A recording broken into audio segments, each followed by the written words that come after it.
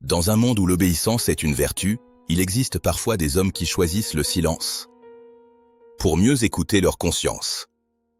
C'est l'histoire de Shun Sugihara, un diplomate japonais qui, un jour, a décidé de sauver des milliers de vies. Il l'a fait contre les ordres de son propre gouvernement. En 1940, l'Europe s'effondre sous le poids de la guerre. Les nazis envahissent la Pologne. Les Juifs fuient vers l'Est. Mais partout, les frontières se ferment. Dans la petite ville de Kona, en Lituanie, un homme observe ce chaos depuis la fenêtre de son consulat. Son nom, Shun Sugihara. Diplomate du Japon impérial. Marié, père de famille. Un matin, il voit une foule rassemblée devant les grilles. Des familles épuisées, des regards pleins de peur. Ils ne veulent qu'une chose, un visa pour le Japon, pour échapper à la mort. Mais les ordres venus de Tokyo sont clairs, ne délivrer aucun visa sans autorisation directe. Sugihara regarde les visages. Il comprend que parfois, obéir est une faute.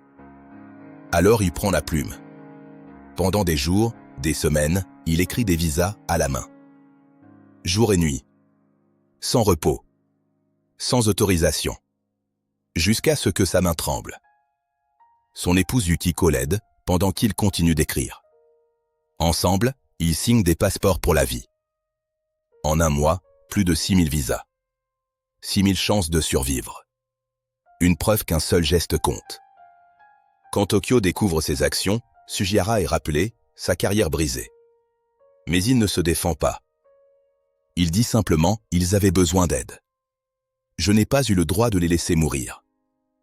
Après la guerre, il vit modestement, presque oublié. Jusqu'à ce qu'un survivant le retrouve. Grâce à vous, je suis vivant.